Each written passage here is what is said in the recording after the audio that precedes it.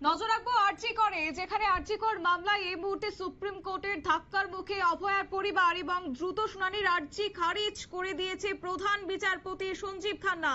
তিলোত্তমার মা বাবার আরজি খারিজ করে আগামী 17ই মার্চ মামলা শুনানি। কিন্তু কেন খারিজ করা হয়েছে তাদের আবেদন, এই মুহূর্তে জানবো বিস্তারিত। আমাদের সঙ্গে রয়েছে প্রতিনিধি অঙ্কিতা বর্ধন। অঙ্কিতা, কি জানতে পারছো?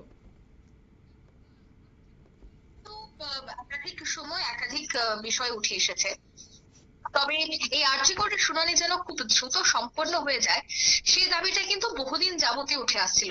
এবং এই অভয়ের পরিবার বারবার কিন্তু সেই দাবিটাই করছিল যে খুব দ্রুত যেন সমস্তটা বিষয় খোলাসা হয় এবং কারা এই ঘটনার সাথে যুক্ত রয়েছে প্রত্যেককেই যেন এবার চিহ্নিত করে গ্রেফতার করা হয়। কিন্তু না, অবশেষে কিন্তু দেখা গেছে যে শুনানি, সেই শুনানি কিন্তু এবার অনেকটাই পিছিয়ে দেওয়া হয়েছে। জানা গেছে যিনি প্রধান বিচারপতি রয়েছেন তিনি বলছেন যে এই তদন্ত বা এই রায় দিতে গেলে আরো তদন্তের অনেকটাই বিষয় রয়েছে, অনেক কিছু এখন স্পষ্ট নয়। যতক্ষণ না পর্যন্ত সবটা বিষয় স্পষ্ট হচ্ছে ততক্ষণ পর্যন্ত কোনো ধরনের কোনো রায়ে আসা সম্ভব নয়। তাই এবার কিন্তু 17 তারিখেই সেই মামলার শুনানি হবে, অর্থাৎ মার্চের 17 তারিখ সেই মামলার শুনানি হবে। তবে ধারণা করা হচ্ছিল হয়তোবা এর আগেই শুনানি সম্ভব হবে, কিন্তু না। আজ বিচারপতি যে কথা বলেছেন সেই কথা অনুযায়ী কিন্তু তিনি স্পষ্টত বলছেন যে সবটাই তদন্তের বিষয়, তদন্তের জন্য আরো কিছুটা সময় রাখতে হবে, তদন্তের জন্য সময় রেখে তারপরই বিচারে আসা দরকার বলেই তিনি মনে করছেন। দেখো, এই আরজি কর মামলায় সুপ্রিম কোর্টে যদিও ধাক্কা খেয়েছেন নির্যাতিতার পরিবার, তবে তদন্তকারীদের উপর আস্থা বা প্রকাশ করেই অনাস্থা প্রকাশ করেই নির্যাতিতার পরিবার যে মামলাটা দায়ের করেছিল সেই আবেদন কিন্তু প্রত্যাহার করে নতুন করে আবেদন করারও ইতিমধ্যে নির্দেশ দিয়ে দিয়েছে প্রধান বিচারপতির ডিভিশন বেঞ্চ। একই সাথে সিবিআই যে মন্তব্য, সে মন্তব্যে কিন্তু একেবারেই খুশি নয় পরিবারের সদস্যরা। প্রধান বিচারপতি সঞ্জীব খান্না তিনি জানাচ্ছেন, এছাড়া বিচারপতি সঞ্জয় কুমারের বেঞ্চ তারা জানাচ্ছেন যে আরজি করের ইস্যুতে নির্যাতিতার পরিবারের যে আবেদন সে আবেদন শোনা হবে। প্রধান বিচারপতির ডিভিশন বেঞ্চ জানাচ্ছে যেহেতু ইতিমধ্যে এই মামলার একটি রায় হয়েছে, তাই নির্যাতিতার পরিবারের নতুন করে আবেদন করতে হবে। শুনানির শুরুতেই বিচারপতি আজ বলেন যে আপনাদের আবেদনের এমন কিছু বিষয় রয়েছে যা বিতর্কিত এবং সেই বিতর্কিত বিষয়গুলি তখনই খোলাসা বা স্পষ্ট হওয়া সম্ভব যতক্ষণ না পর্যন্ত তদন্ত ঠিকঠাক ভাবে হবে। আদালতে আজ যাই বলা হোক সেটা সুদূর প্রসারী তার প্রভাব পড়বে, সে কথাও কিন্তু তিনি একেবারে কোট আনকোট বলেছেন।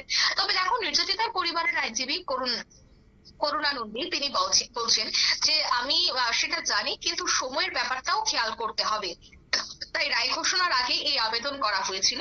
যাই হোক, আদালত এই মুহূর্তে জানাচ্ছে যে সেটা উল্লেখ করেই নতুন করে মামলা করতে হবে নির্যাতিতার পরিবারকে। তারপরে সুপ্রিম নির্দেশ মেনে ফের আবেদন করছে নির্যাতিতার পরিবার। এদিকে দেখো, আদালতের যিনি সিবিআই আইনজীবী তুষার মেহতা তিনি রীতিমতো কিন্তু বিস্ফোরক সওয়ালও করেছেন। তার বক্তব্য হচ্ছে এভাবে তদন্তের মাঝপথে তদন্তকারী সংস্থার ভূমিকা নিয়ে প্রশ্ন তুলে নির্যাতিতার মা বাবা যে আবেদন করেছে তাতে আসলে সুবিধা পাবে দোষীরাই, ঠিক এই কথাই কিন্তু বলেছেন তদন্তকারী সংস্থার আধিকারিকরা। তবে তুষার মেহতা এও জানান যে তার কাছে নির্যাতিতার বাবা মায়ের সব প্রশ্নের জবাবও আছে, চাইলেই সে জবাব তিনি দিতে পারবেন। যদিও আদালত জানিয়ে দেয় যে সেটার কোনো প্রয়োজন নেই, নতুন করে আবেদন দাখিল করবে নির্যাতিতার পরিবার। সুপ্রিম কোর্টের নির্দেশের পরেই কিন্তু পুরনো আবেদন প্রত্যাহার করে নতুন আবেদন করছে নির্যাতিতার পরিবার, এখনো পর্যন্ত যা জানা গেছে। তবে এখন তবে একটা বিষয় অবশ্যই উল্লেখ করতে হয়, তা হচ্ছে এই সঞ্জয়ের ফাঁসি, এই ফাঁসির দাবিতে ইতিমধ্যে কলকাতা হাইকোর্টেও মামলা দায়ের করেছিল পশ্চিমবঙ্গ সরকার। আবার সঞ্জয়ের পাল্টা শাস্তি মুকুবের দাবিতেও হাইকোর্টে যাওয়ার সিদ্ধান্ত নিয়েছে। এদিকে নির্যাতিতার বাবা মা হাইকোর্টে জানিয়েছেন যে সঞ্জয়ের ফাঁসি চায় না, তারা ফাঁসি চায় না। সব মিলিয়ে নির্যাতিতার পরিবারের যে অবস্থান খানিকটা কিন্তু দ্বন্দ্ব তৈরি করছে, কোনো এক সময় এক অবস্থান, আবার অন্য সময় আরো এক অবস্থান।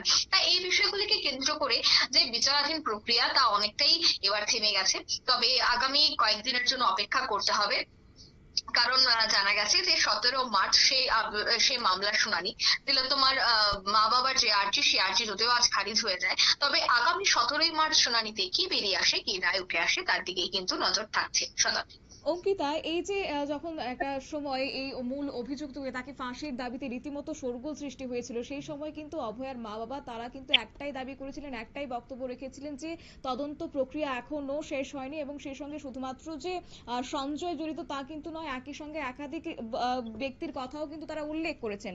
তবে কি এই যে সিবিআই তদন্ত তারা করছেন, তাদের যে ফাঁক ফোকর নিয়ে একটা তারা প্রশ্ন তুলেছেন, এতে করে কি সিবিআই তদন্তের উপরও এবার ভরসা রাখতে পারছেন না তারা?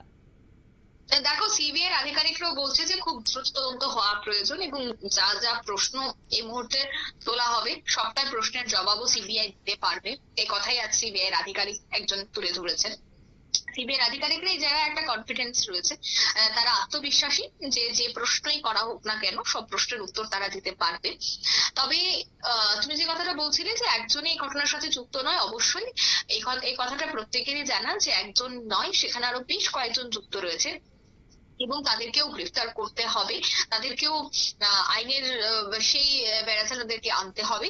তাই আইনের মতো কাজ করবে, আইন যেন তাদেরকেও ধরে আনে বা কারা কারা এই ঘটনার সাথে যুক্ত ছিল তাদেরকে যেন চিহ্নিত করা হয়, সে দাবি অবশ্যই উঠছে। তবে যেহেতু আরজিকরের মামলা 17 তারিখ আবারও শুনানি হবে, তাই শুনানিতে আরো বেশ কয়েকজনের নাম উঠে আসে কিনা, এবং যে কথাটা বারবার উঠে আসছিল যে একজন এই পুরো কাণ্ড কোনোভাবেই ঘটাতে পারেন না, ধর্ষণ তারপর খুন এবং তার শরীর থেকে যে সমস্ত পদার্থগুলি উদ্ধার করা সম্ভব হয়েছে সে সমস্ত পদার্থগুলি কিন্তু একজনের নয়। তাই এই পুরো ঘটনায় যে প্রায় 10 থেকে 12 জন যুক্ত রয়েছে সে কথাটা কিন্তু আর বলার অপেক্ষা রাখছে না, সে কথাটা প্রথমেই প্রাথমিকভাবেই আন্দাজ করা সম্ভব ছিল প্রত্যেকেরই। তাই এই পুরো ঘটনায় এখন যে আরো বেশ কয়েকজন যুক্ত রয়েছে এবং তাদেরকে অতি দ্রুত গ্রেফতার করা খুবই প্রয়োজন, এমনটাই কিন্তু এখনো পর্যন্ত উঠে আসছে। যাই হোক, তবে 17 তারিখের দিকে আমাদের নজর থাকছে। ঠিক তাই, ধন্যবাদ। অর্থাৎ আরজিকর এই যে খুন এবং ধর্ষণ মামলা রীতিমতো এবার সুপ্রিম কোর্টের ধাক্কার মুখে অভয়ার পরিবারকে পড়তে হয়েছে এবং অন্যদিকে নতুন করে আবেদনের দ্রুত শুনানির আর্জিও জানানো হয়েছিল এবং সেই আর্জিকেও এবার খারিজ করে দেওয়া হয়েছে। তবে এবার নজরে রয়েছে 17 তারিখ, কারণ আগামী পরবর্তী শুনানি হবে 17 মার্চ, এমনটা ইতিমধ্যে সুপ্রিম কোর্টের পক্ষ থেকে তারা বলে দিয়েছে। তবে যাই হোক, সেদিন কি বেরিয়ে আসে সেটাই অবশ্য লক্ষণীয় বিষয়। নিয়ে নিচ্ছি ছোট্ট একটি বিজ্ঞাপন বিরতির, সঙ্গে থাকুন।